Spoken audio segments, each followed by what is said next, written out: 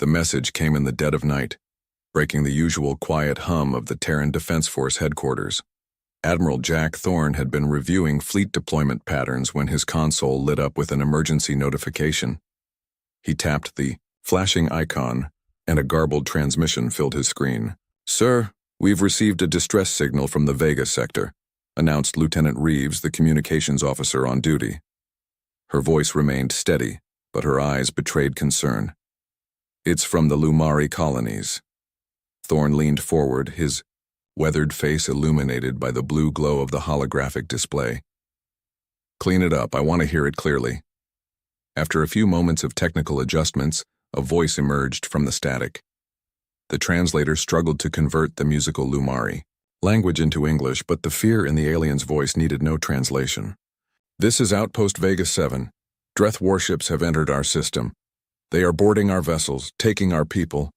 Please, anyone, help us." The message cut off abruptly, leaving only empty static. Thorne's expression hardened. The Lumari were one of humanity's first alien allies. Peaceful, advanced in medicine and art, but lacking in military strength. Their physiology, evolved on a low-gravity world with minimal environmental threats, had made them gentle by nature. The Dreth, on the other hand, were known throughout this arm of the galaxy as conquerors and slavers. "Get me everything we have, on current Dreth fleet movement," ordered Thorne, rising from his chair. "And wake up the rest of command staff. I want a response team assembled within the hour." "Sir," interrupted Colonel West, who had been silently observing from the corner of the room. "The diplomatic corps will remind you that direct military intervention could have serious consequences. The Vega sector borders 3 different territorial claims." Thorne turned to face the colonel, his eyes cold. "I'm well aware of the political implications, West, but while the diplomats debate jurisdiction, the Lumari are being slaughtered or worse." Within 30 minutes, the command center buzzed with activity. Officers and analysts moved with purpose, between stations, preparing briefings and running simulations. The large central display showed the known positions of Dreth vessels and the last confirmed locations of Lumari settlements. Director Hayes from Intelligence stepped forward with a tablet in hand. "Sir, our deep space monitoring has confirmed a large Dreth battle group entered Lumari space approximately 12 hours ago. We're seeing energy signatures consistent with their harvester ships." A chill ran through the room. Everyone present knew what those harvester ships meant. The Dreth didn't just conquer, they processed. Their technology required biological components, specifically neural tissue from sentient species. "How long would it take our nearest battle group to reach them?" asked Thorne. Commander Davis, the fleet coordinator, pulled up the deployment map. Battle Group Epsilon is conducting exercises near the Arcturus relay. They could make the jump in 14 hours at maximum burn. "Not fast enough," Thorne muttered.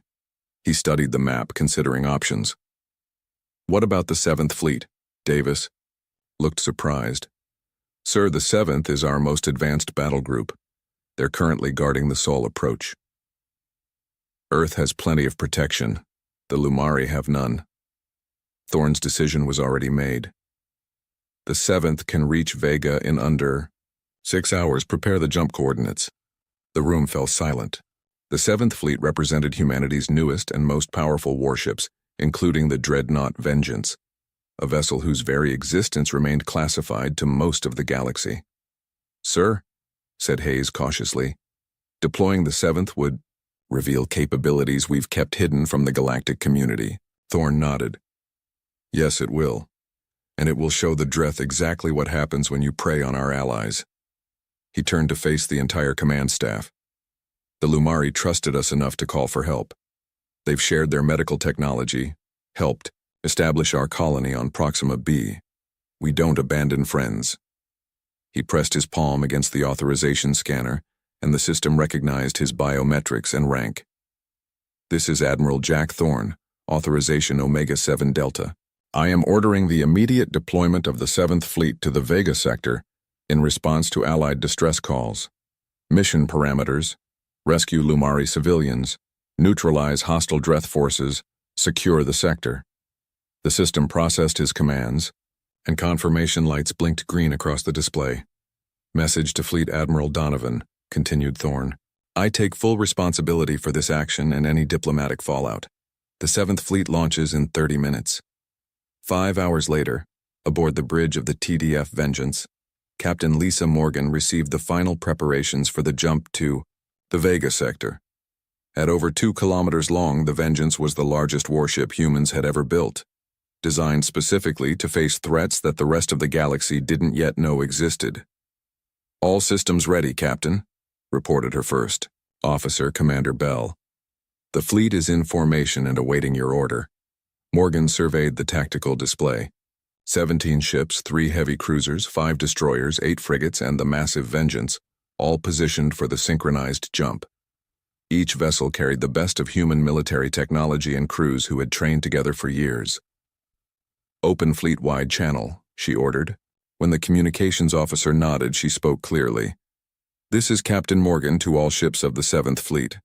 Our mission is clear. We are responding to the distress call of our Lumari allies, who are under attack by Dreth forces. Intelligence suggests they are conducting neural harvesting operations. We will arrive, assess, and engage with maximum force to stop these atrocities. She paused, letting her words sink in. The Dreth have never faced humans in combat.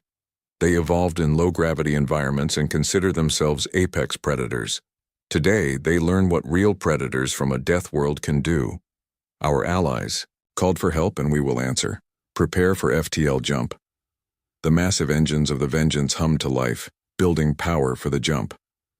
Around the dreadnought, the other ships of the fleet glowed with energy as their drive systems synchronized. Jump coordinates locked in, announced the navigation officer. All ships reporting ready status. Morgan nodded. Execute jump.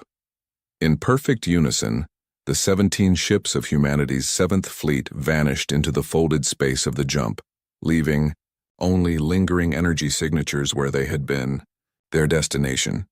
A distant star system where allies fought for survival against an enemy that had never encountered the most dangerous species in the known galaxy, humans from Earth, the planet classified by galactic standards as an extreme, Deathworld. As the fleet traveled through the artificial wormhole, a grim determination settled over the crews. The Dreth were about to learn that some distress calls are answered by forces far more terrible than those that caused them. The 7th Fleet emerged from the jump point at the edge of the Vega system, their massive engines powering down as they transitioned back to normal space. Captain Morgan stood on the bridge of the Vengeance, her eyes fixed on the tactical display, as it populated with data from the system scan. Status report, she ordered, her voice calm despite the tension that filled the bridge. Jump complete. All ships accounted for, reported Commander Bell. Sensors are detecting multiple energy signatures consistent with weapons fire approximately 2 light minutes from our position. Morgan nodded. Deploy scout frigates. I want eyes on the situation before we commit the main force. Yes, Captain.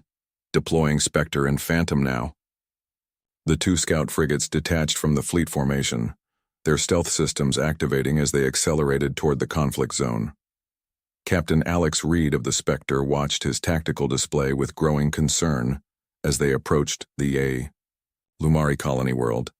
Emission control, Reed ordered. Passive sensors only. Let's see what we're dealing with before they see us. The Spectre's advanced sensor suite began collecting data, building a picture of the horror unfolding in the system.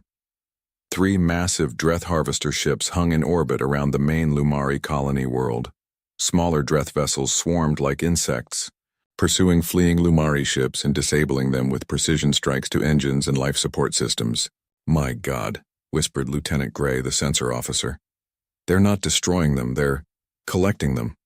Reed watched as a damaged Lumari passenger vessel was caught in a tractor beam and slowly pulled toward one of the harvester ships. The massive maw of a loading bay opened to receive it. Launch surveillance drones, Reed ordered. I want visual confirmation of what's happening inside those harvesters. 4 stealthy drones detached from the Spectre, their tiny drives propelling them toward the nearest Dreth ship. Designed to be virtually undetectable, they slipped through the Dreth defensive perimeter and began transmitting data back to the frigate. The footage appeared on the main screen, and the bridge crew fell silent.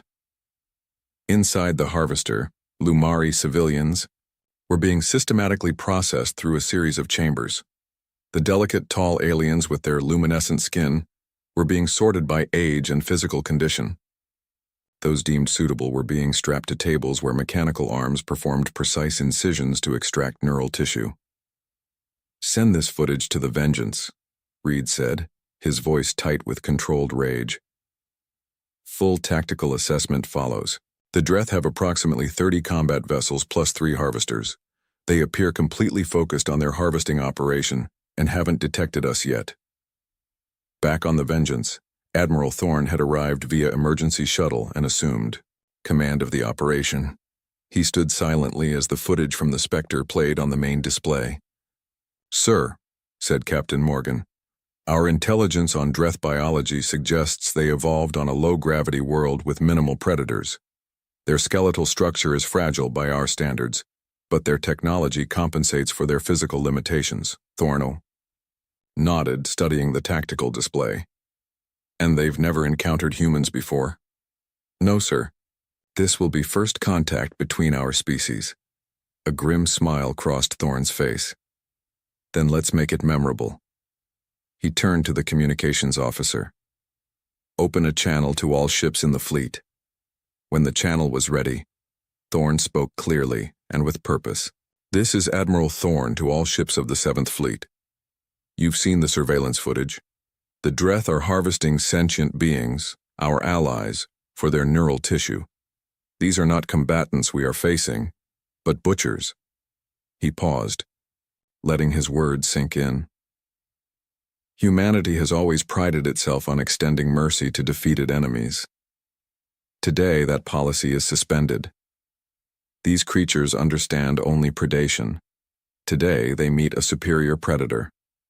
Our mission is to rescue every Lumari we can and eliminate the Dreth presence in this system completely. Thorne's eyes hardened as he gave the final order. "No quarter for slavers. Save everyone you can. Vengeance leads the attack in 5 minutes. Prepare for combat." Throughout the fleet, crews rushed to battle stations, weapons systems powered up, shields were brought to maximum strength, and Marines prepared for boarding operations. On the Spectre, Captain Reed received new orders directly from Admiral Thorne. His ship would lead a small group of frigates in a flanking maneuver, targeting the Dreth command and control systems while the main fleet engaged head-on. "They don't know we're here yet," Reed told his crew, "and they've never fought humans before. They have no idea what they're about to face." The Dreth commander, Supreme Hunter Krell, stood on the bridge of his flagship, satisfied with the day's harvest. The Lumari neural tissue would power their biomechanical systems for months to come. Their resistance had been pathetically weak, as expected from a species that evolved in such comfortable conditions. Supreme Hunter called one of his sensor operators. "We're detecting unusual energy signatures at the edge of the system." Krell made a dismissive gesture with his long, thin fingers. "Probably more Lumari ships trying to flee. Send Hunter Group 3 to collect them."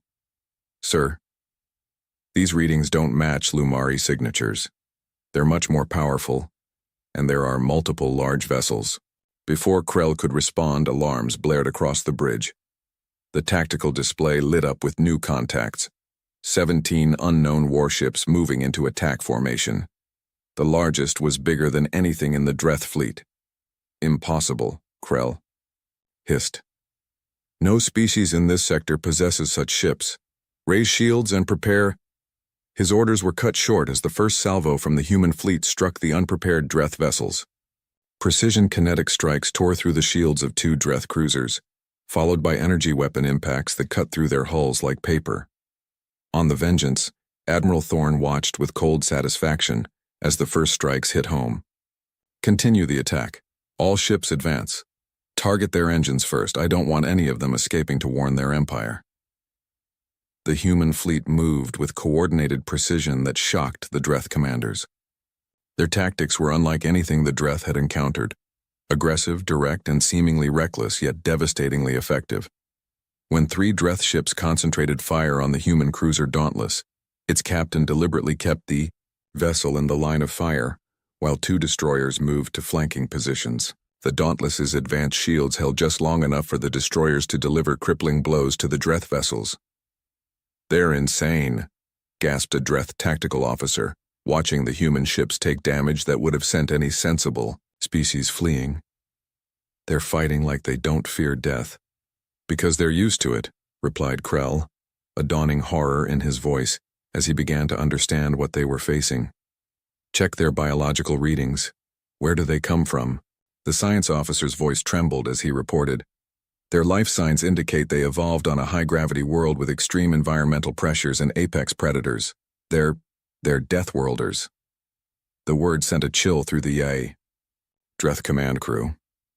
Deathworlders were the stuff of legends, species that evolved on planets so harsh that every moment of existence was a fight for survival.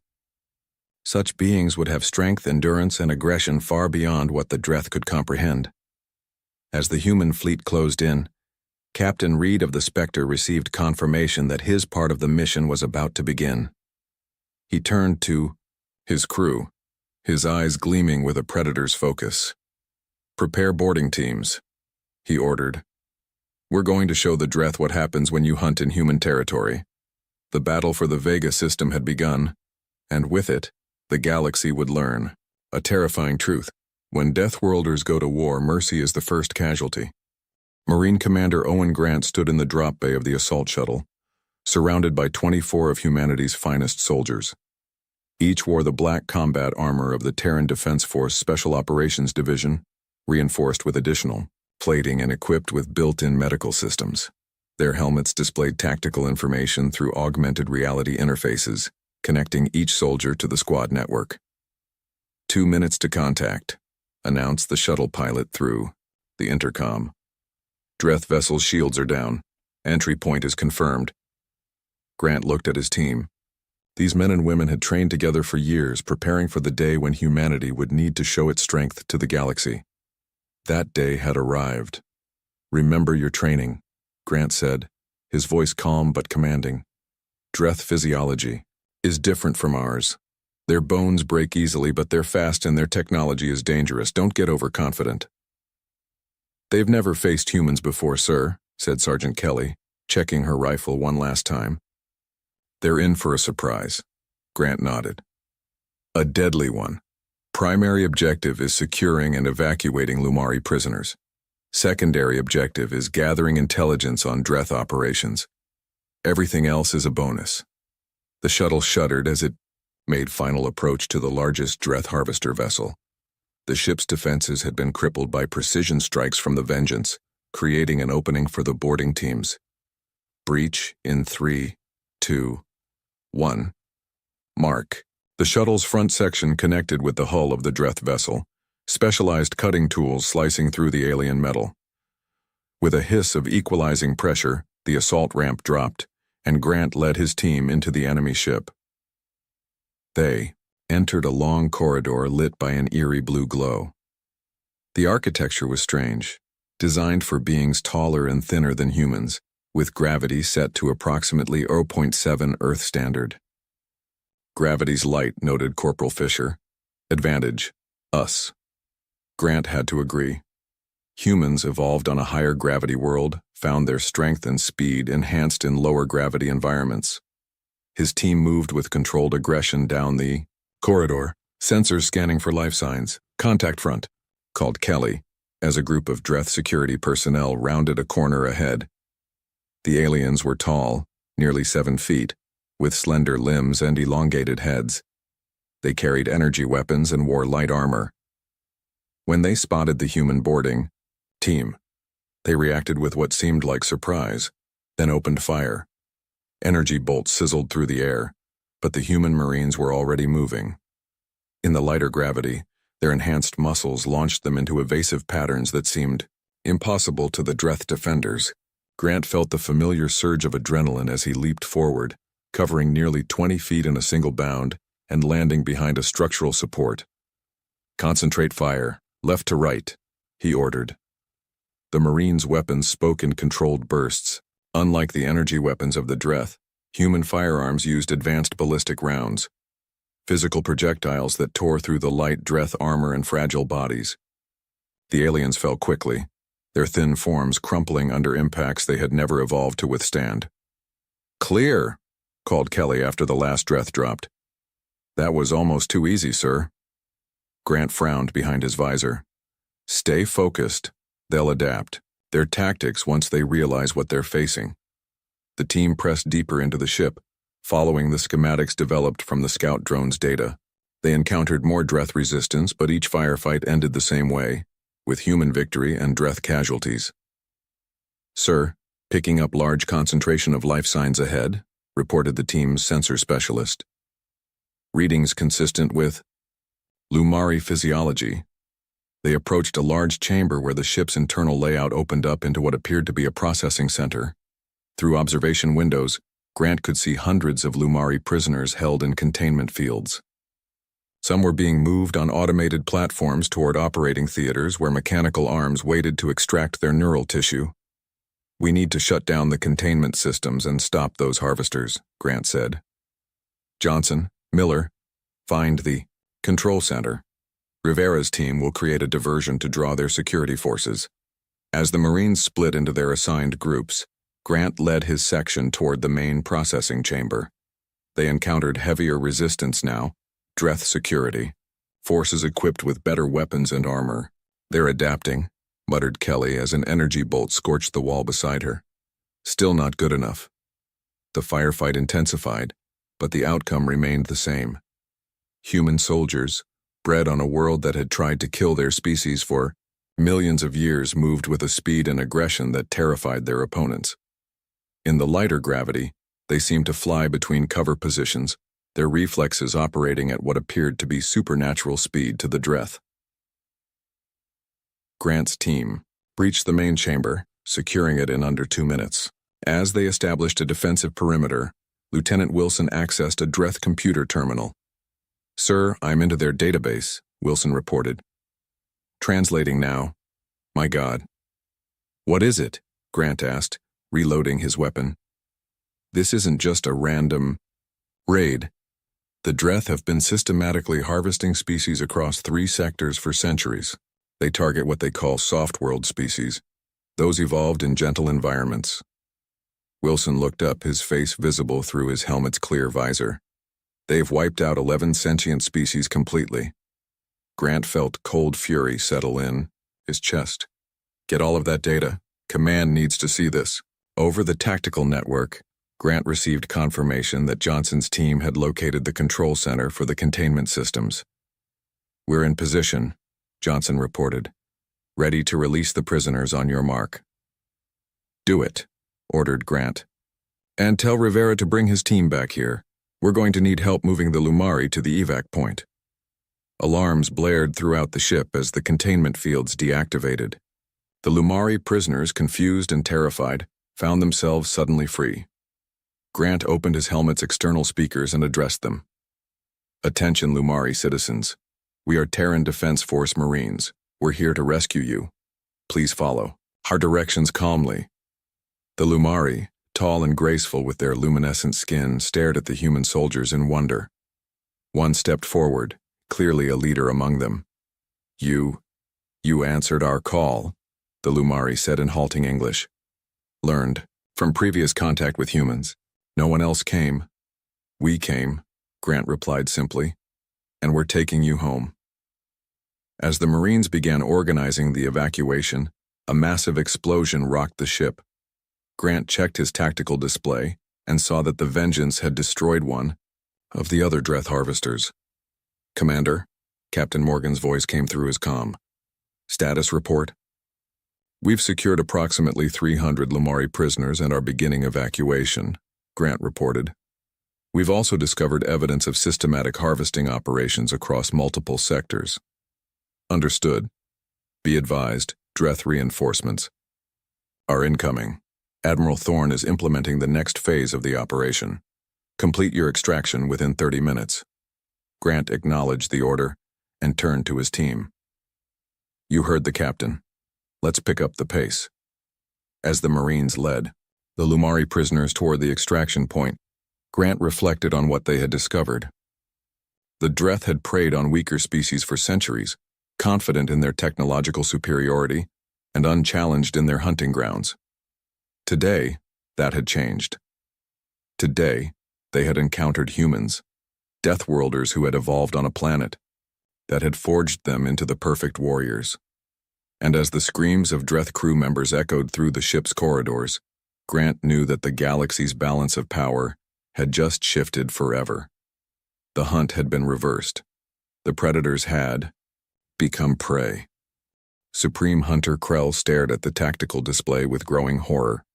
3 of his light cruisers had been destroyed, another 5 were critically damaged, and one of his precious harvester ships had been blown apart by the human dreadnought. Worst of all, his flagship's harvester was now under enemy control, with reports of human soldiers moving through the vessel with terrifying efficiency. "Send the emergency signal to the Dominion fleet," Krell ordered, his long fingers trembling slightly. "Request immediate reinforcements, all available ships." His communications officer worked frantically at the console. "Signal sent, Supreme Hunter. Based on their last known position, reinforcements should arrive within 2 hours." Krell hissed in satisfaction. "Good. We just need to hold these humans until then. Once our main battle fleet arrives, we will crush them and add their neural tissue to our collection. Their Deathworld physiology will make exceptional components." On the bridge of the Vengeance, Admiral Thorne received the report from intelligence. "Sir, we've detected a long-range transmission from the Dreth flagship. Based on the signal strength and encryption pattern, it appears to be a distress call."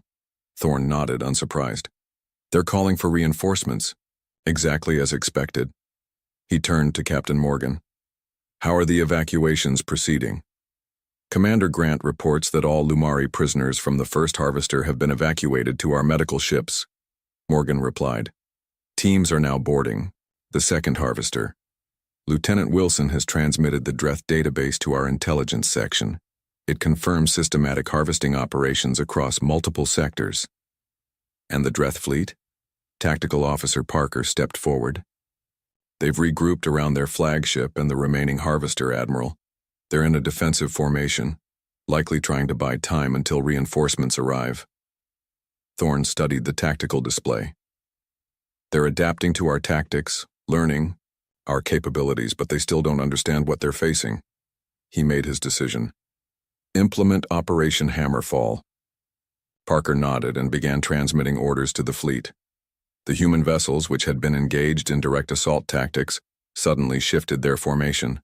The destroyers and frigates pulled back while the cruisers moved to flanking positions. "Prepare special weapons package," Thorne ordered. "Target their flagship's propulsion and weapon systems, but leave their life support intact.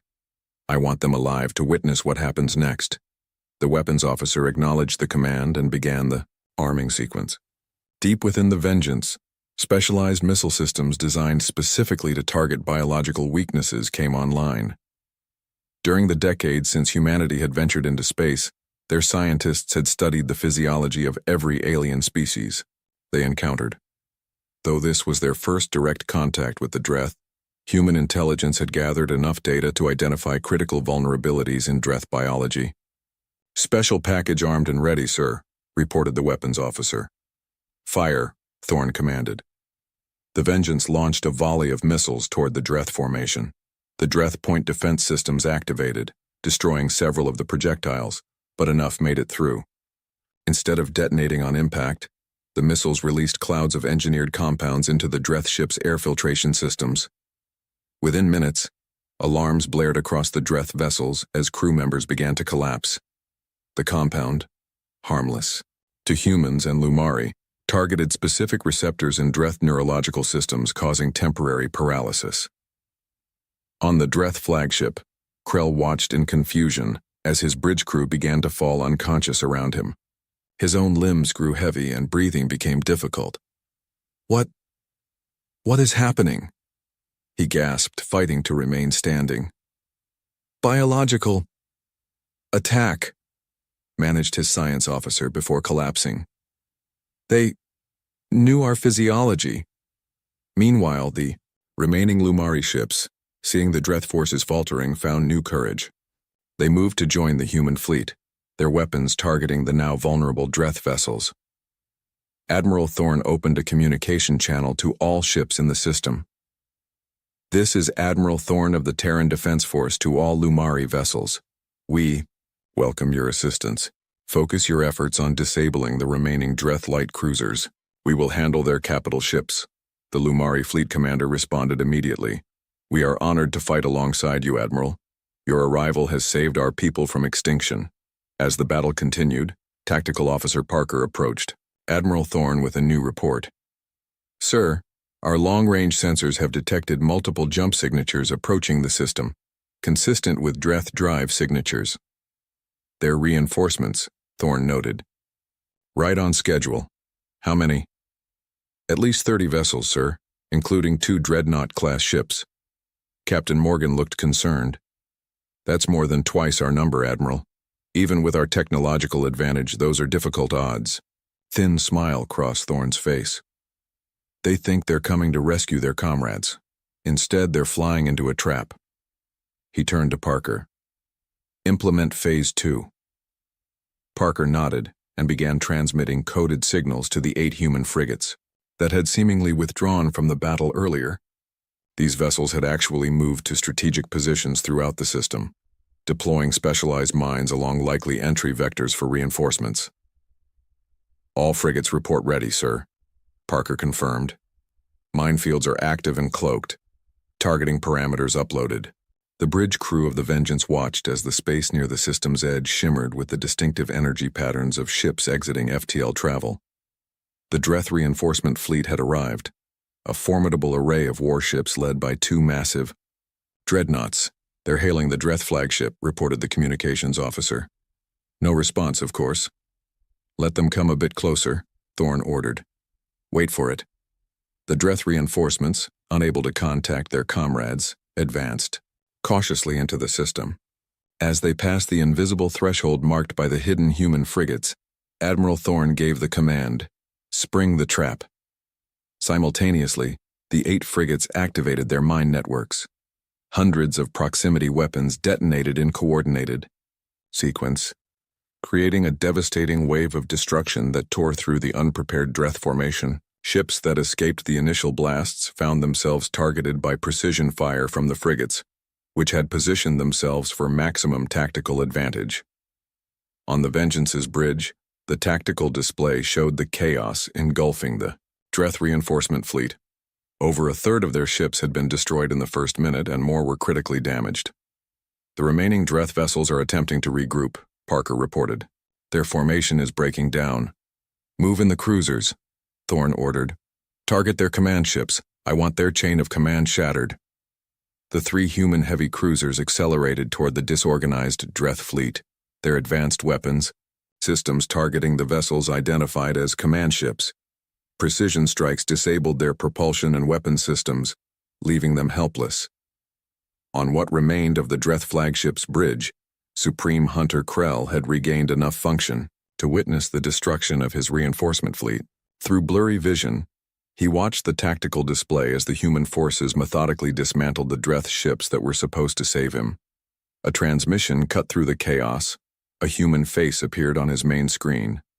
Admiral Thorn looked directly at him. "This is Admiral Thorn of the Terran Defense Force. Your harvesting operations have ended. Your reinforcements have failed. I am offering you one opportunity to surrender." Krell, still affected by the biological agent, struggled to respond. "The Dreth Dominion does not surrender. We are the apex predators of this sector. We will return with greater numbers and make you pay for this interference."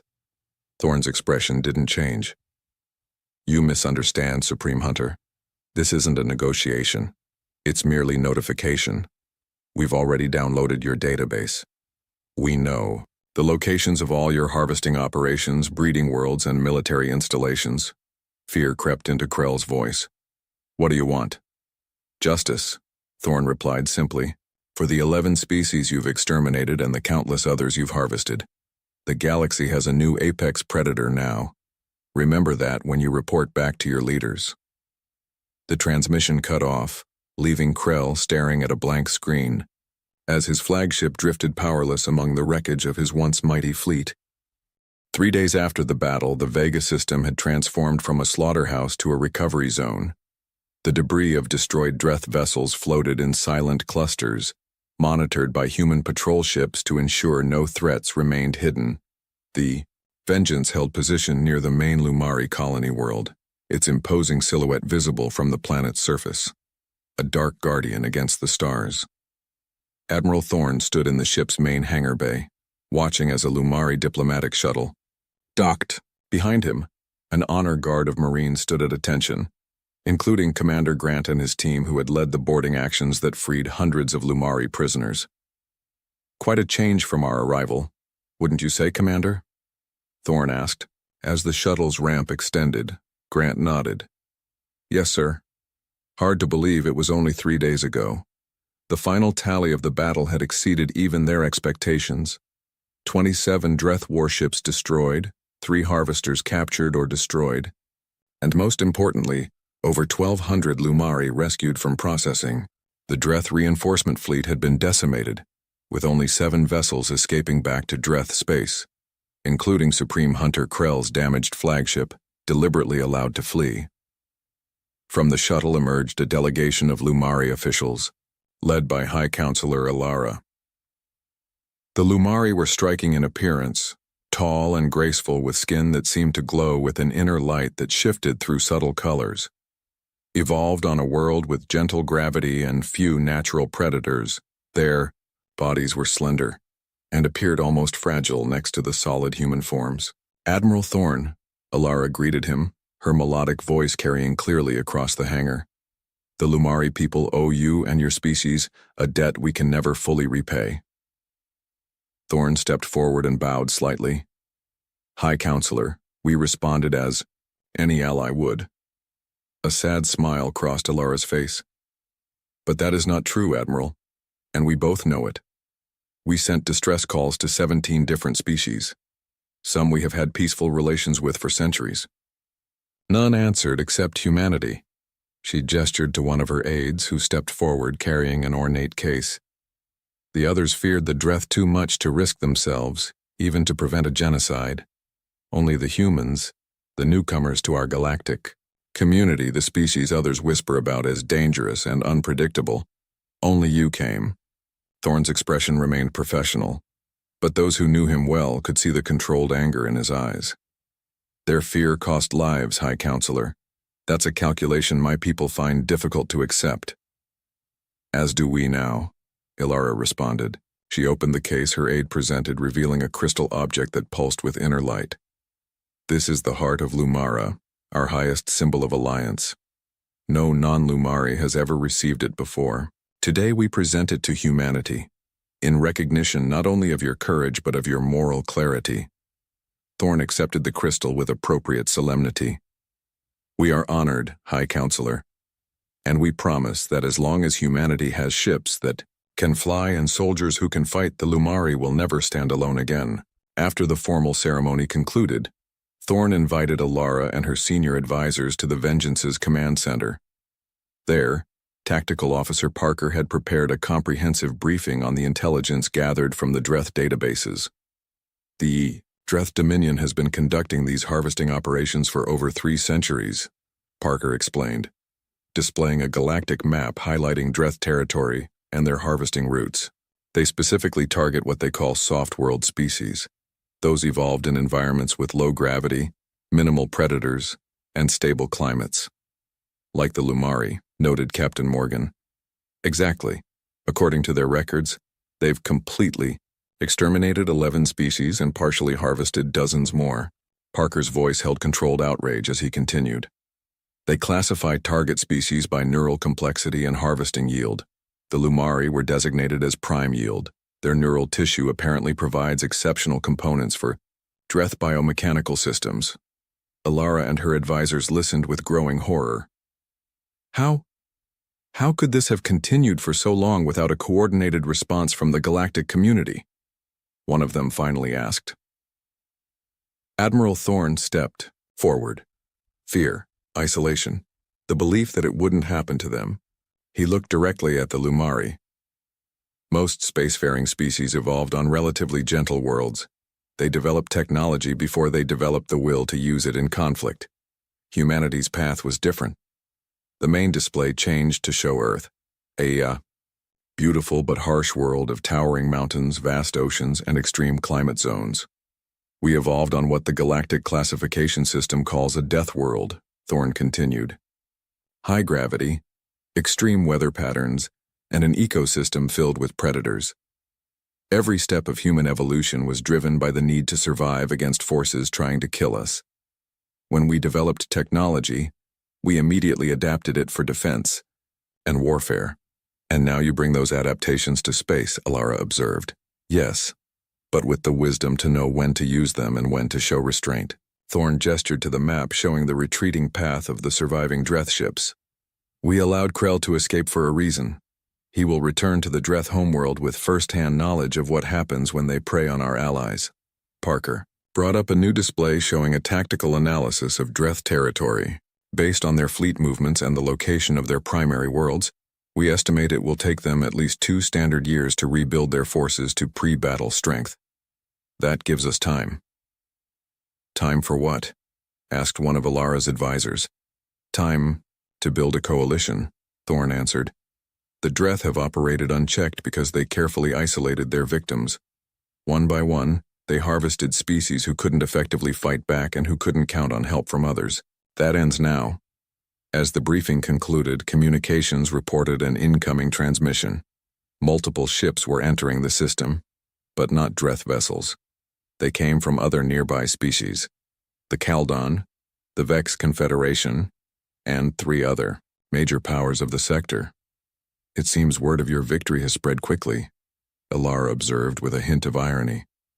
How interesting that those who ignored our distress calls now rushed to meet the humans who answered. Thorne's smile held no warmth. They've realized the balance of power has shifted. They want to be on the right side of it. Over the next several hours, representatives from 6 different species arrived in the Vega system. Each expressed shock at the Dreth atrocities and admiration for human military prowess. Each, not coincidentally, sought diplomatic relations with Earth. As Admiral Thorne prepared to meet with the new arrivals, he had a private moment with Captain Morgan and Commander Grant. It's begun, he said, looking out the viewport at the assembled alien vessels. Everything intelligence predicted. Our first major engagement beyond our territorial boundaries, and suddenly everyone wants to be our friend. Or at least not our enemy, Morgan added. Grant looked thoughtful. The Dreth will return eventually, and they won't be alone. Once the other predatory species learn about us, they'll either avoid us or test us, Thorne finished. Either way, humanity's period of quiet expansion is over. The galaxy now knows exactly what we are. And what are we, sir? Asked Morgan. Thorne considered for a moment. What we've always been, Captain. Survivors. Protectors of our own. And now, protectors of those who stand with us. He straightened his uniform. Send a message to Earth Command. Tell them Operation First Stand is complete. The mission was successful. As the Admiral left to meet the newly arrived dignitaries, he added one final line to his message. The hunted are now safe. The hunters are now prey. And the galaxy has learned that when you send a distress call, it matters very much who answers. In the darkness of deep space heading back toward Dreth territory, Supreme Hunter Krell stared out at the stars from his damaged flagship. For the first time in his long career as a hunter of lesser species, he understood what it meant to be hunted. He felt something his kind rarely experienced. Fear, humans, Deathworlders. The rumors had been true, and now the Dreth Dominion would have to face a new reality. There were predators higher on the food chain than themselves. And these predators had one quality the Dreth had never needed to develop: mercy, or rather, the wisdom to know when mercy should be withheld. The message came without warning. At Earth's Deep Space Monitoring Station Epsilon, located in the quiet highlands of New Zealand, technician Robert Parker was completing his standard 12-hour shift. The monitoring room hummed with the soft sounds of equipment tracking the countless signals that bounced through the void. Most days were uneventful: cosmic background radiation, pulsar beats, and the occasional check-in from human exploration vessels at the edges of settled space. This day was different. "Sir, I'm picking up something unusual," Robert said, his fingers flying across the holographic interface. "Signal strength is off the charts. Whatever's broadcasting this is using more power than I've ever seen." Station Director Alan Foster moved to Robert's station, his weathered face illuminated by the blue glow of the screens. "Source?" "Arcturus system, sir. About 36 light-years out." Alan frowned. "That's beyond our current colonial reach. No human vessels are scheduled to be in that sector." The signal pulsed again, stronger this time. The translation software began working, converting the alien language patterns into something understandable. Both men watched in silence as words formed on the screen, piece by piece. "Help, genocide. Krell Empire destroying all Vendi worlds. Peaceful species facing extinction. Any sentient species receiving this message, please respond." "My God," Alan whispered. He reached for the emergency communication panel. "Get me United Earth Defense Command, Priority Alpha." Within 1 hour, the message had reached every major Earth government and military installation. Within 3 hours, the United Earth Defense Force Council had convened an emergency session at their headquarters in Geneva. Admiral James Blake stood at the center of the circular chamber, his dress uniform adorned with medals from the Proxima Centauri conflict. At 62, his hair had gone silver, but his eyes remained sharp and clear. Around him sat the 12 council members, each representing a region of Earth and its colonies. "The signal is authentic," Admiral Blake stated.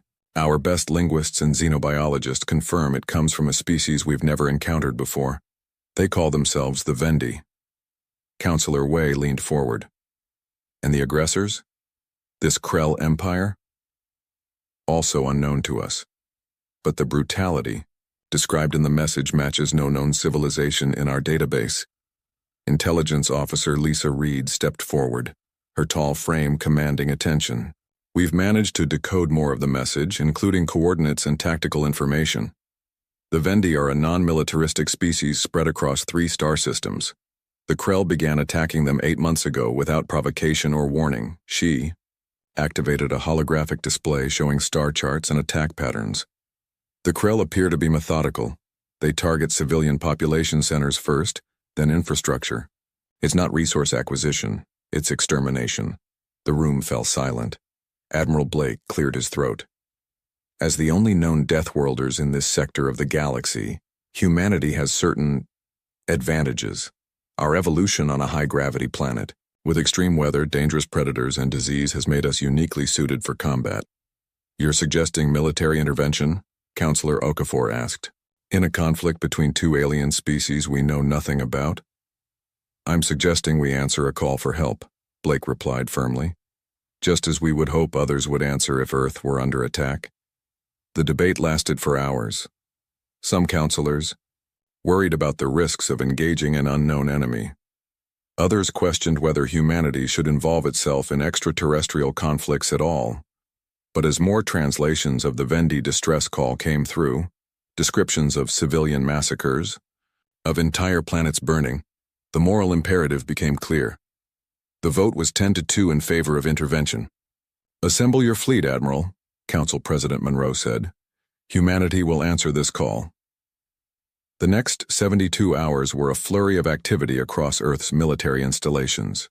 15 warships were prepared, including the massive Dreadnought Thunderchild, the pride of humanity's space fleet.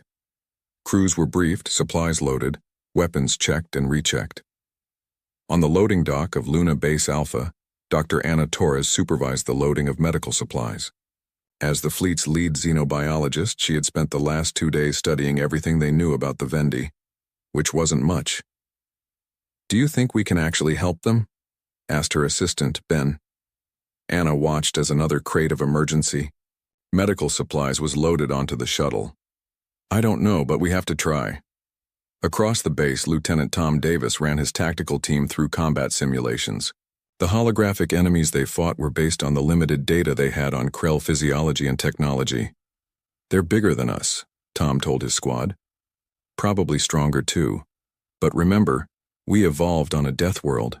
Our reflexes are faster, our endurance is greater. And we've been fighting each other for thousands of years. We know how to win against the odds. Aboard the Thunderchild, Admiral Blake walked the bridge, inspecting each station personally. The ship hummed with power as final preparations were made for departure. Captain Frank Reynolds approached him with a data pad. "Fleet is ready, sir. All 15 ships report green status." Blake nodded. "Good. And the response to the Vendi?" "Sent 30 minutes ago, sir. Simple message. Help is coming." "Let's hope we're not too late," Blake said quietly. The departure was witnessed by millions, across Earth and its colonies. The fleet rose from various stations around Earth and the Moon, gathering in high orbit, a display of unified human power and purpose. Admiral Blake stood at the command center of the Thunderchild, looking at the view screen showing the assembled fleet. The ships represented the best of human engineering and determination. The heavy assault carriers Normandy and Wellington, the stealth frigates Shadow and Phantom, the medical vessel Nightingale, and 9 other warships of various classes. "All ships report ready for slipspace transit, Admiral," Communications Officer Maria Diaz reported. Blake took a deep breath. 36 light-years was at the very edge of human slipspace technology's reliable range. The journey would push their ships to their limits. "Send fleet-wide," he ordered. Message begins. "Crew of the United Earth Defense Force Response Fleet. Today we answer a call that transcends species and star systems. A peaceful people faces extinction. They have asked for help and humanity will answer. Our journey will be dangerous. Our enemy is unknown, but we go with purpose and unity. Remember your training. Remember what makes humans unique in this galaxy. We evolved on a world that tried to kill us every day, and we not only survived, we thrived. Now we will use that strength to protect those who cannot protect themselves. Fleet will enter slipspace on my mark. Blake out." A moment of silence filled the bridge. Then, "Signal acknowledged by all ships, Admiral." Blake nodded. "Initiate slipspace entry sequence." Space itself seemed to bend as 15 portals opened before the human fleet. One by one, the ships accelerated and vanished. Into the swirling vortices, humanity's answer to a desperate plea from across the stars. The rescue mission had begun. Slipspace was neither empty nor truly silent. The Thunderchild vibrated subtly as it tore through the fabric of reality, its massive engines pushing human technology to limits that would have seemed impossible just decades ago. Lights flickered, occasionally throughout the ship, a normal side effect of the enormous energy requirements of slipspace travel. Admiral Blake stood in the observation deck, staring out at the swirling blue-black nothingness. To the human eye, slipspace appeared as a dark storm, flashes of energy like distant lightning, currents of force that resembled ocean waves. The ship's computers translated these phenomena into navigation data, guiding them toward their destination. "Beautiful, isn't it?" said a voice behind him. Blake turned to see Lisa Reed, the intelligence officer, joining him at the viewport. "In its way," he admitted, "though I prefer the view of normal space." 36 light-years, Lisa said quietly. "Our farthest mission, yet." "The Vendi need us," Blake replied. "Distance is just a number." Throughout the fleet, the 14-day journey was spent in intensive preparation.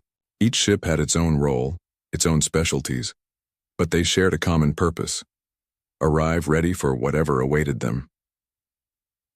On the assault carrier Normandy, Captain Mark Wilson supervised combat drills in the ship's massive training bay.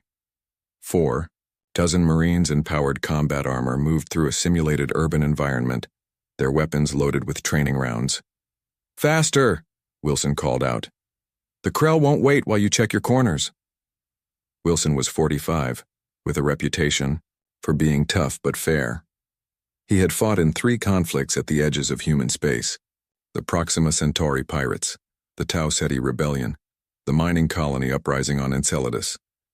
But this, heading into unknown territory to fight an alien empire they knew almost nothing about, this was different. A Marine took a hit from a training drone and went down. "Dead," Wilson announced. "Team 2, you just lost your point man. Adapt." The remaining Marines quickly reorganized, changing formation to cover the gap left by their fallen comrade. Wilson nodded in approval. Adaptability, humanity's greatest strength. In the Nightingale's medical bay, Dr. Anna Torres leaned over a holographic display showing the limited biological data they had on both alien species. The Vendi appeared to be roughly humanoid, but with forearms and skin that shifted colors based on emotional states. The Krell were bulkier, reptilian in appearance, with natural armor plating across their bodies.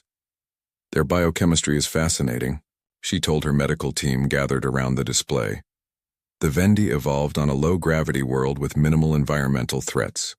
Their physiology shows almost no natural defenses. She swiped the display to show the Krell. The Krell, however, come from a world nearly as harsh as Earth. High gravity, extreme temperature variations, aggressive fauna. In some ways, they're Deathworlders like us. So why are they attacking the Vendi? Asked one of her assistants. Anna shook her head. That's the question, isn't it? From what we can tell from the distress message, there was no provocation, no resource competition, no territorial dispute. They simply began exterminating the Vendi systematically. Sounds like pure aggression, another doctor suggested. Perhaps, Anna replied. Or perhaps there's something we don't understand yet. Our job will be to help the Vendi survivors while learning everything we can about both species. In the tactical center of the stealth frigate Shadow, Lieutenant Tom Davis and his team analyzed the limited battle data the Vendi had included in their distress signal. The room was dimly lit, with multiple screens showing star charts, weapon, specifications, and combat scenarios. The Krell ships are heavily armored, Tom noted, pointing to a grainy image. But their weapons appear to be primarily energy-based. Plasma cannons by the look of it. Our shields should hold against plasma, said his second-in-command, Sergeant Olivia Green. At least long enough to get within range. Tom nodded. They seem to favor direct confrontation. No subtlety in their attack patterns. They rely on superior firepower rather than tactics. Typical bullies, Olivia said with a hint of contempt. They've been picking on a species that can't fight back. Well, Tom replied with a grim smile. They haven't met humans yet.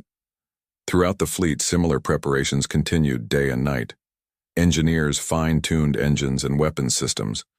Pilots ran simulation after simulation. Communication specialists worked to improve their understanding of the Vendi language based on the distress signal.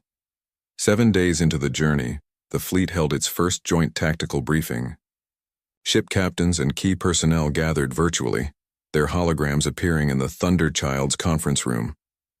Admiral Blake stood at the center, surrounded by the flickering blue images of his commanders. We're halfway to the Arcturus system. In 1 week, we will emerge from slipspace and likely face immediate combat. I want to hear your assessments. Captain Wilson of the Normandy spoke first. Marine units are at peak readiness, Admiral. If we need boots on the ground, we're prepared for both orbital drops and shuttle deployment. The stealth frigates are ready for reconnaissance and surgical strikes, reported Captain Jane Miller of the Shadow. Lieutenant Davis has developed several infiltration scenarios based on the limited intelligence we have. One by one, the commanders gave their reports. Weapons ready. Shields optimized. Medical facilities prepared for casualties. When they finished, Admiral Blake nodded in satisfaction. Good, now let me be clear about our mission parameters. Our primary objective is to protect the remaining Vendi population. Our secondary objective is to halt the Krell aggression by whatever means necessary. We are not seeking to destroy the Krell Empire. We simply don't have the numbers for that. We are seeking to make the cost of continuing their genocide too high to bear. He paused, looking at each holographic face in turn. We are about to make humanity's presence known to 2 new alien civilizations. How we conduct ourselves will shape their perception of Earth and humans for generations to come. We will be firm. We will be resolute. But we will also be just. Is that understood? Yes, Admiral, came the unified response. As the days passed, a strange mix of tension and camaraderie spread throughout the fleet. In mess halls and recreation areas, crew members shared stories from Earth, tales of human history, legends of courage and perseverance. On the Wellington, a group of engineers had gathered after their shift. One of them, a man named Paul, was speaking about his grandfather. He survived the Mumbai floods of 2078, Paul said. 3 weeks trapped on a rooftop with nothing but rainwater to drink. When they finally rescued him, the first thing he asked was if he could help with the rescue efforts. Others shared similar stories of human endurance, of overcoming impossible odds, of the unique tenacity that came from evolving on a world that had tried to kill humanity at every turn. These stories strengthened their resolve. They were the children of Earth, a death world that had forged them through millions of years of struggle. Now they would use that strength to protect another species that had not been so tested by their homeworld.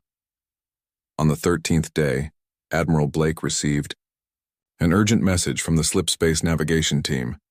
"We're detecting unusual disturbances ahead, sir," the lead navigator reported. "The slip space corridor is becoming unstable." Blake frowned. "Cause?" "Unknown, sir, but it appears to be intensifying in the direction of the Arcturus system." Blake made a quick decision. "Alert the fleet. All ships prepare for emergency return to normal space. Better to arrive slightly off target than risk losing ships in a slip space collapse." The order was transmitted, and throughout the fleet, crews braced for the jarring transition. Slip space exits were never gentle, but emergency exits were particularly rough. Reality itself seemed to tear open as the 15 ships of humanity's fleet burst back into normal space. Alarms blared as navigation systems recalibrated and shields automatically deployed. Admiral Blake steadied himself against a console as the Thunderchild shuddered around him. "Status report. All ships accounted for, Admiral," reported Communications Officer Diaz. "Minor damage reported on 3 vessels, but all systems remain operational. Location? We're at the edge of the Arcturus system, sir, about half a light day from our intended exit point." Blake nodded, relieved. Then he turned to the main view screen as the sensors began registering the scene before them. His expression hardened as the image cleared. In the distance, a planet burned. The dark shapes of massive warships surrounded it, firing relentlessly at the surface. Even from this distance, they could see entire continents aflame. "We've arrived in time to witness a massacre," Blake said quietly. Then louder. "Battle. Stations. All ships prepare for combat operations. The rescue mission begins now." The bridge of the Thunderchild fell silent as the main view screen displayed the horror unfolding before them. The third planet of the Arcturus system was under heavy bombardment. Massive Krell warships, easily twice the size of Earth's largest, vessels, hung in orbit, methodically firing at the surface. Entire cities burned, visible even from this distance as bright orange wounds on the planet's surface. "Life signs?"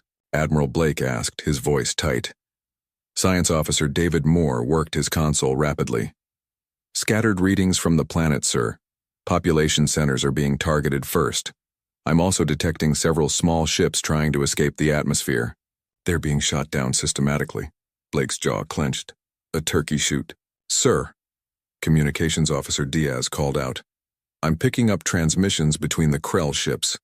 Our translation software is processing now, but the tone suggests they're celebrating." Captain Reynolds stepped closer to Blake. "Orders, Admiral?" Blake studied the tactical display. 15 human ships against what appeared to be 23 Krell warships of various sizes. The odds weren't good, but humanity had faced worse. "Deploy the fleet in Formation Delta," Blake commanded. "Stealth frigates Shadow and Phantom to advance under cloak for close reconnaissance. The rest of the fleet will hold position here until we have better intelligence." "And the Vendi ships being shot down?" Reynolds asked quietly. Blake's eyes hardened. "Order the Nightingale to launch rescue shuttles with fighter escort. Priority is saving any Vendi who have managed to escape the planet." Throughout the fleet, crews moved with practiced efficiency. On the bridge of the stealth frigate Shadow, Lieutenant Tom Davis felt the subtle vibration as the cloaking system engaged, bending light around the ship and masking its energy signature. "Cloak stable, all systems nominal," reported the ship's engineer. "We're invisible to conventional sensors." Captain Jane Miller nodded. Take us in, Lieutenant. Standard recon pattern. I want detailed scans of those Krell ships. Aye, Captain, Tom replied, his fingers dancing across the navigation console. The Shadow accelerated silently toward the conflict zone, its sister ship Phantom following a parallel course. As they approached, the true scale of the devastation became clear. The Krell weren't just bombarding cities. They were targeting anything that might support life. Forests burned, lakes boiled, agricultural areas were reduced to ash. They're not conquering, Tom said grimly. They're sterilizing. Captain Miller studied the sensor readings of the Krell ships. Look at their design. No wasted space, no aesthetic considerations. These are purpose-built war machines. The Shadow slipped between two massive Krell cruisers, close enough to capture detailed scans without being detected. Tom could see weapon emplacements, shield generators, engine ports, all valuable tactical information. Picking up a transmission from one of the smaller Krell ships to what appears to be their flagship, reported the communications officer. Translation coming through now. A harsh, guttural voice filled the bridge. Hi, Commander. Another group of vermin are attempting to flee from the western continent. Request permission to pursue. A deeper voice responded. Granted. No survivors. The purification must be complete. Captain Miller's expression darkened. Record everything. Continue scanning. Meanwhile, the medical ship Nightingale had launched 6 rescue shuttles, each escorted by 2 fighters from the carrier Wellington. Dr. Anna Torres sat in the lead shuttle, monitoring the life sign readings as they approached a cluster of small Vendi ships, desperately trying to evade Krell interceptors. These readings can't be right, she murmured to herself. According to her instruments, the Vendi were experiencing physiological stress far beyond what should be survivable. Their heart rates and brain activity suggested they should be unconscious, yet they continued to pilot their vessels with remarkable skill. Doctor, we're approaching the first Vendi ship, the shuttle pilot announced. Krell interceptors have spotted us. Fighter escort is engaging. Outside, the human fighters moved to intercept the Krell vessels. Despite being smaller, the Earth ships were more agile, their pilots more aggressive. The first exchange of fire resulted in one Krell interceptor spinning out of control, its engine core breached by precise laser fire. The rescue shuttle extended its docking tube to the damaged Vendi vessel. Anna stood ready at the airlock, medical kit in hand, unsure what to expect from humanity's first physical contact with the alien species.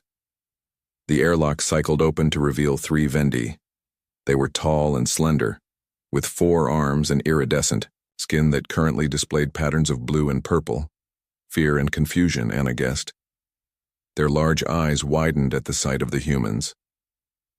One Vendi stepped forward cautiously. Its skin shifted to include patches of green as it studied Anna. When it spoke, the sound was musical, with complex harmonics that the translation software struggled to process. You responded, the Vendi said finally, the words coming through Anna's earpiece. No one else answered our call. Who are you? We're humans, Anna replied gently. From Earth. We received your distress signal and came to help. Are you injured? The Vendi's skin rippled with new colors, yellow and white. Humans, Deathworlders? You evolved on a high-gravity, high-danger planet? Anna nodded. Yes, now please come aboard quickly. There are more Krell ships approaching. Back at the fleet's position, Admiral Blake received the reconnaissance data from the stealth frigates. The tactical situation was worse than they had initially thought. The Krell had deployed their forces with brutal efficiency, creating overlapping fields of fire that would make a direct assault costly. They outnumber us and outgun us, Captain Reynolds observed, studying the tactical display. Yes, Blake agreed, but they don't know we're here yet, and surprise is a powerful advantage. He activated the fleet-wide communication system. All ships, this is Admiral Blake.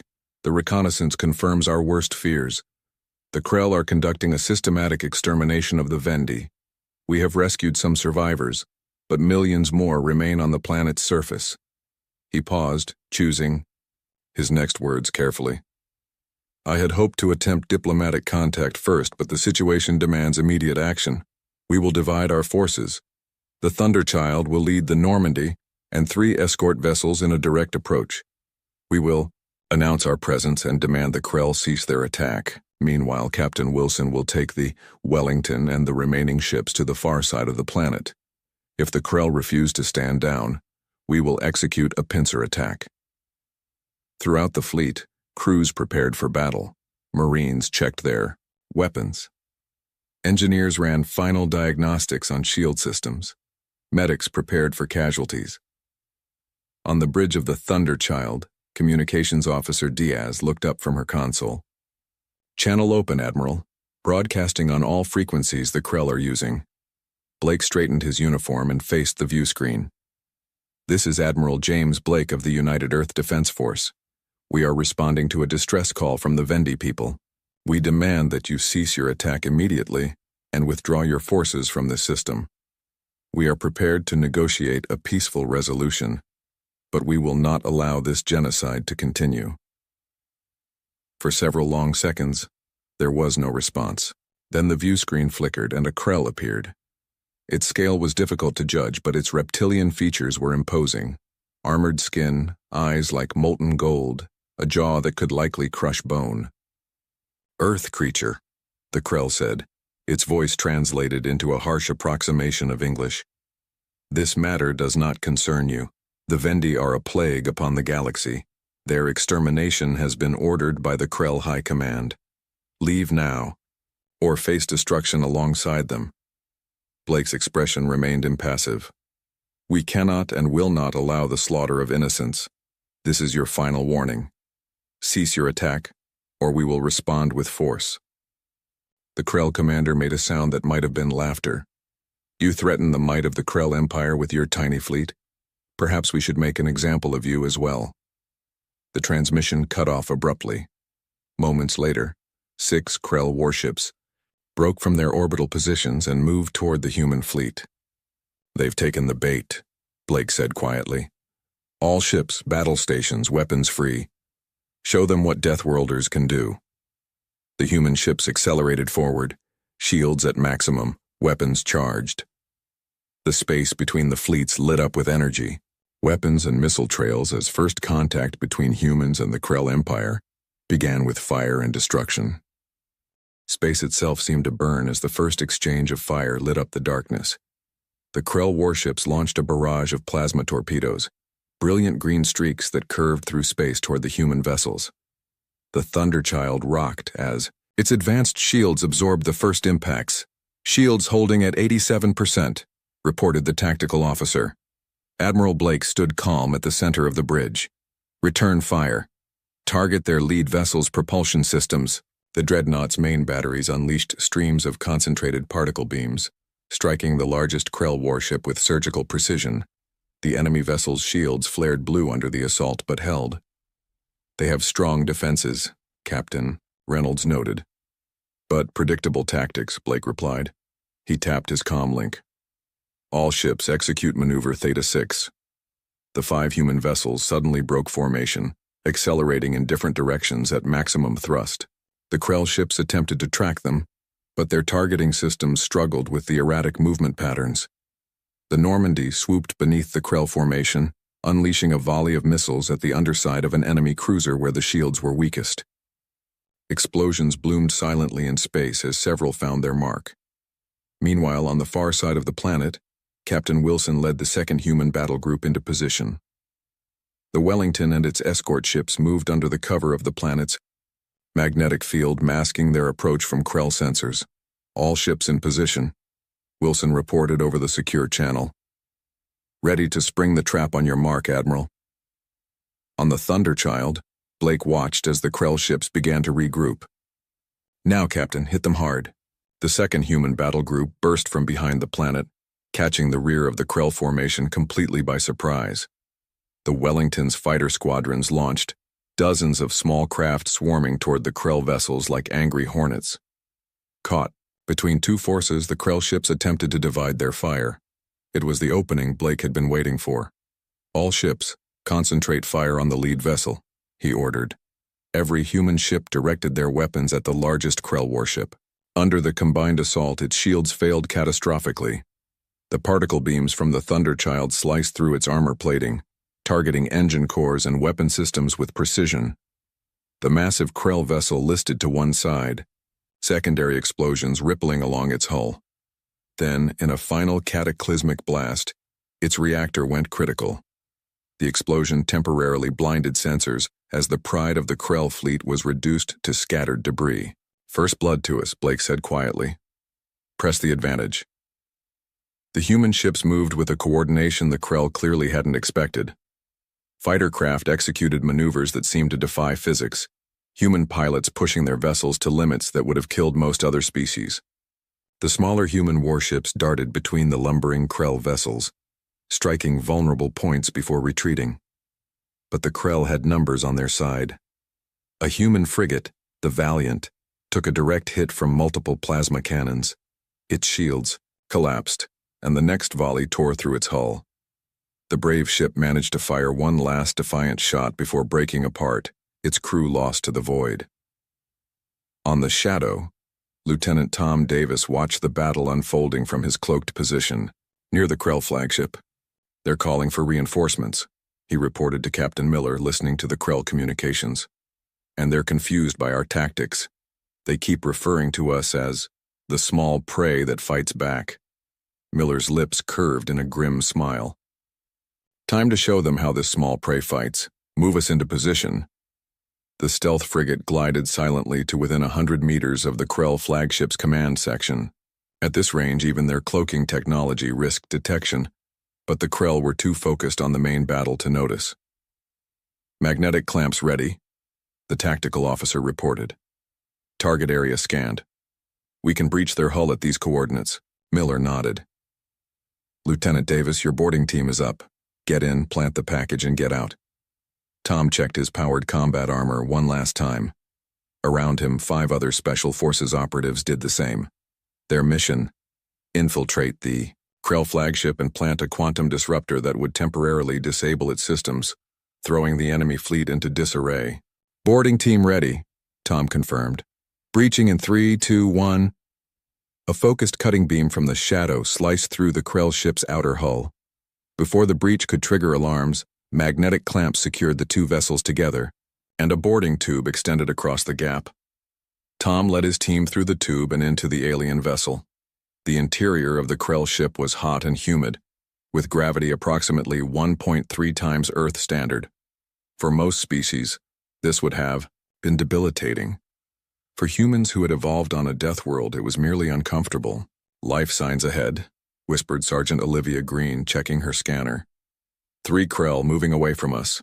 Tom gestured for the team to follow the corridor to their right. According to their intel, the ship's central command nexus should be 2 levels up. As they moved through the ship, they encountered their first Krell up close. The alien was massive, at least 2.5 meters tall, with thick armored skin and powerful limbs. It turned in surprise at the sight of the human intruders, reaching for a weapon at its side. Tom fired first, his particle rifle set to stun. The Krell staggered but didn't fall. It roared, a sound that made the humans' combat suits vibrate with its intensity.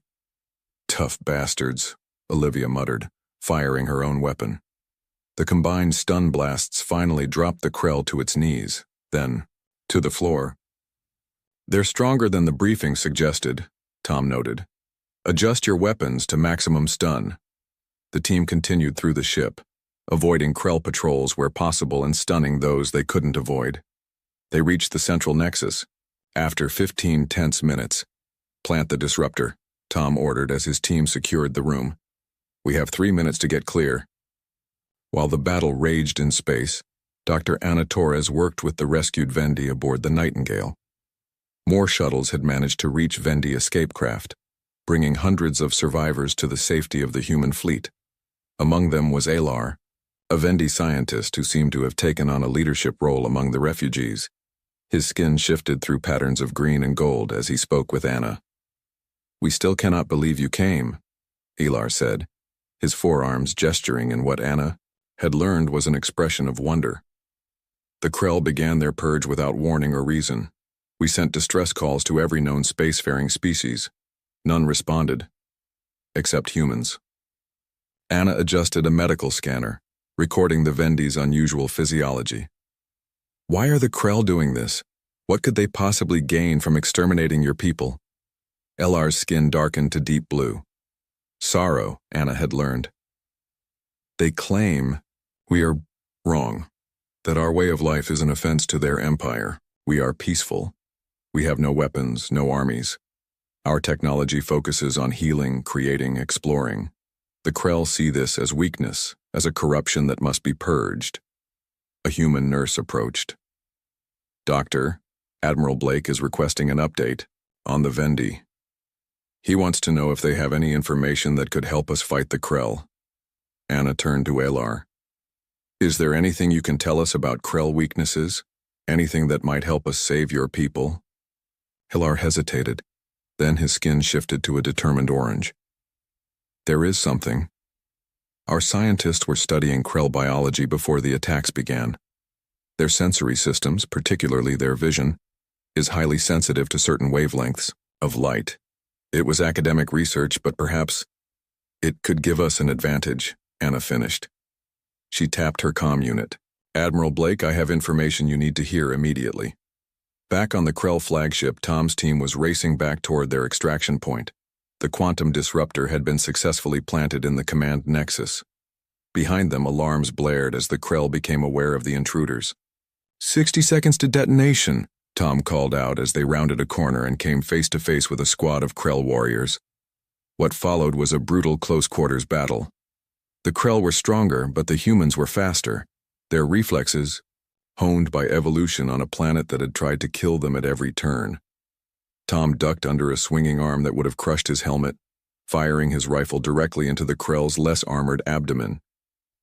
30 seconds, Olivia shouted, taking down another Krell with a well-placed shot. The team fought their way forward meter by bloody meter. One of their members fell, his armor crushed by a Krell warrior. Tom grabbed his fallen comrade and kept moving. 10 seconds. They reached the breach point just as the countdown reached 0. The quantum disruptor activated, sending a wave of energy throughout the Krell flagship. Systems failed. Lights flickered and died. Artificial gravity wavered. In the confusion, the human team escaped back to the shadow, which immediately detached and moved away under cloak. Throughout the Krell fleet, command systems suddenly lost contact with their flagship. The carefully coordinated Krell attack faltered as secondary commanders tried to take control. Admiral Blake seized the moment.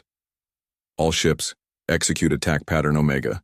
Target their communication arrays and weapon systems. The human fleet moved, as one striking with renewed purpose. Based on Ilar's information, they had adjusted their weapon frequency. The battle for the Vendi homeworld entered its final phase as the disabled Krell flagship drifted, its systems crippled by the quantum disruptor. Admiral Blake stood on the bridge of the Thunderchild, watching the tactical display as the remaining Krell vessels attempted to regroup. They're falling back to defensive positions around the planet, Captain Reynolds reported. They've stopped bombarding the surface. Good, Blake nodded. That gives the Vendi on the ground a chance to survive. What's the status of the Krell? Reinforcements? Communications Officer Diaz looked up from her console. Long-range sensors detect 3 more Krell vessels entering the system, Admiral. Estimated arrival, 30 minutes. Blake studied the tactical situation. The human fleet had performed admirably, destroying 4 Krell warships and disabling 3 more, including their flagship. But they had lost 2 of their own vessels, the Valiant and the scout ship Mercury. The remaining human ships showed varying degrees of damage. They couldn't afford a prolonged engagement with fresh Krell forces. We need to end this quickly, Blake decided. He opened a channel to the entire fleet. This is Admiral Blake. The Krell reinforcements will arrive soon. We must secure victory before then. I'm implementing Operation Thermopylae. Throughout the fleet, officers accessed the battle plan named after an ancient Earth battle where a small force had held off a much larger army by controlling the battlefield. On the assault carrier Normandy, Captain Mark Wilson addressed his crew. Prepare all fighters and dropships. We're going to create a corridor for the Thunderchild to approach the Krell flagship. Marines, stand by for possible boarding action. The damaged carrier's hangars opened, launching its remaining fighters despite the hull breaches visible on its port side. The Wellington followed suit, adding its fighter squadrons to the attack force.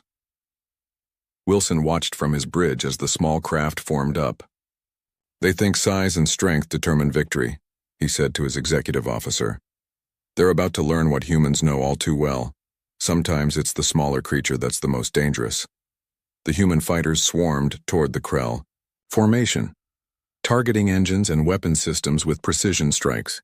They moved in patterns that seemed chaotic but were actually carefully coordinated, confusing Krell targeting systems. Behind this screen of fighters, the Thunderchild and the Normandy accelerated toward the disabled Krell flagship. The Krell vessels moved to intercept exactly as Blake had predicted. "They're so focused on protecting their command ship that they're ignoring their flanks," Blake observed. "Signal Captain Miller. The stealth frigates are clear to engage." The Shadow and Phantom decloaked simultaneously on either side of the Krell formation, firing all weapons at the exposed flanks of the enemy vessels. The sudden attack from unexpected vectors caused the Krell line to waver. Lieutenant Tom Davis, back aboard the Shadow after his successful mission to the Krell flagship, watched with satisfaction as his targeting solutions found their marks. "Their shields are adapting," he reported to Captain Miller. "But they can't cover all angles at once." "Keep pressing," Miller ordered. "Don't give them time to think."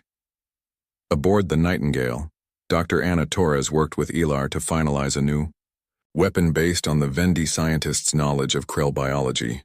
"Are you certain this will work?"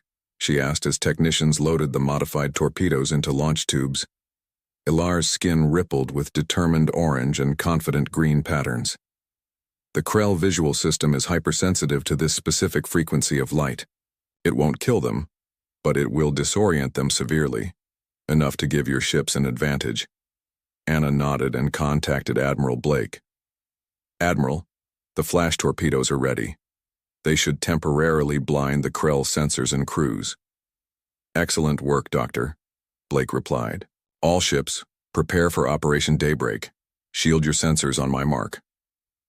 The Nightingale launched a spread of the modified torpedoes, which streaked toward the center of the Krell formation. Human ships quickly adjusted their sensor filters as Blake gave the command. "Execute Daybreak." The torpedoes detonated in a brilliant cascade of light, pulsing at the exact frequency that Elar had identified. To human eyes, it was merely a bright flash. To the Krell, with their sensitive vision, it was debilitating. Krell communications filled with confused and pained roars. Their coordinated defense collapsed as ship captains were temporarily blinded and sensor arrays overloaded. "Now," Blake ordered. "All ships, concentrate fire on their command vessels." The human fleet struck with everything they had left. Particle beams, missiles, and fighter strafing runs hammered the disorganized Krell ships. Without effective coordination, the numerically superior Krell force found itself outmaneuvered by the smaller but more agile human vessels. On the bridge of the Normandy, Captain Wilson watched as his damaged ship pushed forward, weapons blazing. Warning lights flashed across his command console as the strain on the engines reached critical levels. "Sir," his executive officer warned, "the main reactor is overheating. We can't maintain this output." Wilson nodded grimly. "I know. Get the remaining crew to the escape pods." He opened a channel to Admiral Blake. "Admiral, the Normandy is on her last legs. Request permission for one final run." There was a brief pause before Blake's voice came through. "Permission granted, Mark. Make it count." Wilson looked around the bridge at the skeleton crew who had volunteered to remain. "It's been an honor serving with you all. Now let's show these bullies what happens when they pick on the wrong neighborhood." The Normandy accelerated directly toward the largest remaining Krell warship, its weapons firing continuously. Escape pods jettisoned from its hull as it closed the distance. The Krell vessel attempted to evade, but the carrier was moving too fast, its trajectory locked in. The impact was spectacular. The Normandy crashed into the Krell warship's midsection, its failing reactor detonating on contact. Both ships were consumed in a blinding explosion that damaged two nearby Krell vessels caught in the blast radius. A moment of silence fell across the human fleet. Captain Wilson and his volunteers gave their lives to turn the tide. Admiral Blake said quietly, "Let's make sure it wasn't in vain. All ships, push forward. End this now." The remaining human vessels attacked with renewed determination. The stealth frigates targeted propulsion systems. The Wellington's fighters exploited hull breaches. The Thunderchild confronted the Krell flagship, which was beginning to restore some of its systems after the quantum disruptor's effects began to fade. "Target their command bridge," Blake ordered. "Precision strike only. I want their commander alive if possible." The Dreadnought's main guns fired, the beams slicing through the weakened sections of the flagship's hull to strike the command center with surgical precision. The Krell vessel's lights flickered and went dark. "Their systems are offline," reported the tactical officer. "We're detecting emergency power only." Blake nodded. "Prepare a boarding party. I want their commander brought to the Thunderchild." It's time they understood the consequences of their actions. As the boarding party secured the Krell commander, the massive reptilian alien who had so dismissively threatened Blake earlier, the remaining Krell vessels began to retreat. Without their flagship and with reinforcements still too far away to help, they broke off their attack and accelerated away from the planet. "They're running," Captain Reynolds said with satisfaction. "Let them go," Blake replied. "Let them tell the Krell Empire what happened here. Let them explain how a small fleet of tiny prey defeated their superior force." The human ships regrouped, moving into protective positions around the Vendi homeworld. Rescue operations began immediately, with shuttles landing on the surface to evacuate survivors from the devastated cities. In the Thunderchild's conference room, Admiral Blake faced the captured Krell commander. The alien was even more imposing. Up close, its golden eyes filled with hatred and confusion. "Why?" Blake asked simply. "Why exterminate a peaceful species that posed no threat to you?" The Krell commander's translator converted its rumbling speech. "Weakness is a disease that spreads. The Vendi refuse to acknowledge the natural order, that the strong rule and the weak serve or perish. Their continued existence was an affront to the Empire." Blake shook his head. "You mistake kindness for weakness, a costly error." He leaned forward. "You will be returned to your people with a message. The Vendi are now under human protection. Any further aggression against them will be met with the full force of Earth's fleet. We are Deathworlders. We evolved fighting predators larger and stronger than your warriors. We survived ice ages and asteroid impacts. We endured plagues and wars. And we learned something your empire never has. True strength lies not in dominating others but in defending those who cannot defend themselves," the Krell commander hissed. "The Empire will not forget this humiliation." "Good," Blake replied. "Neither will we." 1 week later, as the human fleet prepared to return to Earth, Admiral Blake stood with Elar on the observation deck of the Thunderchild. Below them, the Vendi homeworld still showed the scars of the Krell bombardment, but recovery efforts were already visible. Green patches spreading where replanting had begun, lights glowing in restored cities. "My people will never forget what humans did for us," Elar said, his skin shimmering with patterns.